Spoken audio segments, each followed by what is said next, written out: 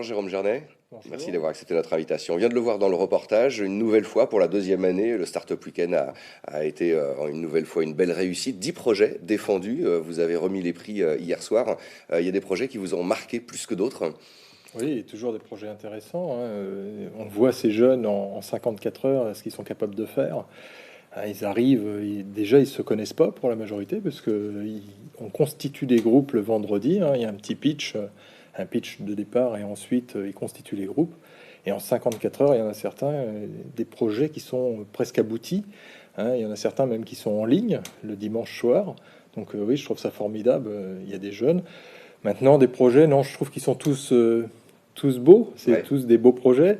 Il y a eu effectivement trois prix de remis plus un coup de cœur, mais il y a toujours, pour moi, ils sont tous.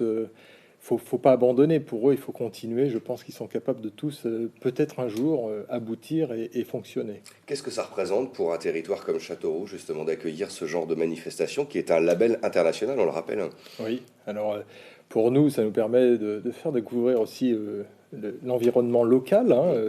Il y a le CCI Campus Centre, un outil formidable, hein. Je vois la majorité des jeunes qui sont hors du territoire ont dit qu'ils avaient un environnement agréable, des gens accueillants et surtout des moyens techniques qu'on n'a pas toujours à disposition, comme là c'était le cas. Le Fab Lab, voilà, qui s'est Le Fab, développé aujourd'hui, le exactement. Donc Tech Lab. Ouais. le Fab Lab aujourd'hui, qui était à disposition, hein, durant tout le week-end pour les jeunes, pour pouvoir réaliser, construire leur objet Ouais. éventuellement, pour montrer ce qu'ils étaient capables de faire.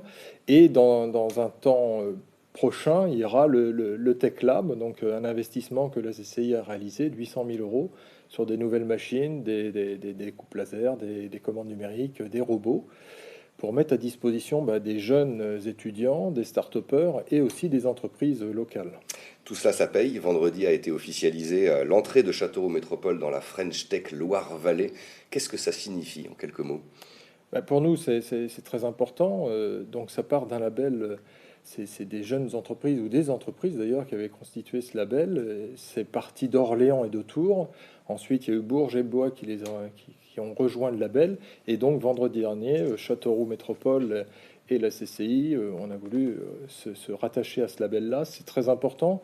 C'est le label numérique, donc ça veut dire on apporte des moyens, on va mettre des structures en place, on va faire des choses pour les entreprises, aussi pour les commerces, hein. Souvent de fois on a tendance à oublier, mais aujourd'hui les commerces ont besoin du numérique, hein. On voit que sur la toile aujourd'hui, les commandes par Internet explosent, donc il est important qu'on puisse mettre à disposition des outils et des moyens pour ça.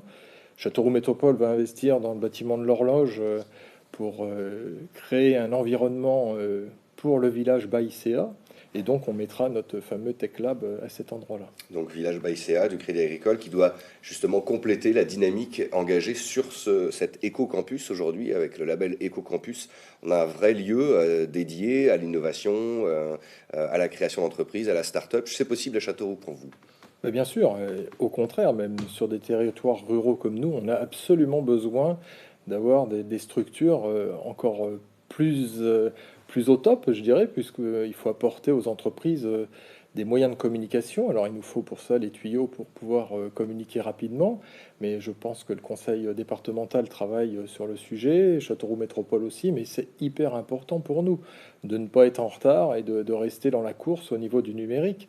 Donc voilà, aujourd'hui c'est important d'avoir ce label. Et puis des ambitions, toujours dans un contexte aussi de, je dirais, de dotation financière toujours tendue pour vous, de budget aussi pour les chambres consulaires. Oui, c'est important. On sait que pour nous ça a été compliqué, ça va être compliqué, mais on a l'avantage d'avoir un centre de formation très avancé. On est quand même le premier centre de formation au niveau régional. On va continuer à accentuer les formations. Justement, dans la partie informatique et numérique, hein, on a des formations maintenant de niveau 1, niveau ingénieur en informatique et en numérique. On va continuer à accentuer et à renforcer toutes ces formations sur le Il a campus. souvent été question effectivement des difficultés budgétaires avec les dotations. Ça représente quoi aujourd'hui en termes de chiffres? Est-ce qu'il y a un impact réel? Est-ce qu'il peut y avoir un impact réel sur à la fois ou vos activités, vos actions ou sur l'emploi? Oui, il y a forcément un impact. Il y a un impact important puisque nous, moins 20% de notre budget, c'est pas négligeable.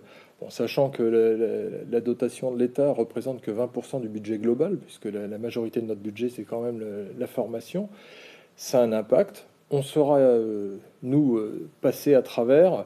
Euh, la difficulté, en fin de compte, c'est de savoir si c'est la dernière fois où on nous baisse nos dotations ou s'il y aura encore une nouvelle baisse de dotation sur les années prochaines. C'est Où là, l'inconnu. voilà, où là, ça deviendrait vraiment très, très, très compliqué. Là, je dirais que pour cette fois-ci, on arrive au plancher, on ne pourra pas faire mieux, mais on va savoir encore gérer et structurer. On ne fera pas de remplacement au niveau des départs en retraite. On va le gérer sur les 2, 3, 4 années qui viennent. Mais aujourd'hui, c'est vrai qu'il faut espérer que ce soit la dernière fois. On ne saura pas faire mieux. Votre prochain gros rendez-vous, c'est vendredi, ce vendredi 2, en pleine période des vœux pour l'orientation. Vous organisez pour la 7e année la nuit de l'orientation dans vos locaux. Là, c'est un bel événement justement de mettre en relation famille, lycéens, collégiens, et puis des professionnels dans tous les secteurs. Il y en aura plus de 80. Oui, alors ça, c'est le rendez-vous incontournable maintenant. C'est vrai qu'au niveau des professionnels, les jeunes attendent ça, les parents attendent ça. Ça permet de matcher des jeunes et des professionnels, d'expliquer le métier, de découvrir pour certains. Il y a certains métiers qui ne sont pas connus. C'est une belle opération. L'année dernière, il y a eu 1100 personnes. On espère faire encore mieux cette année.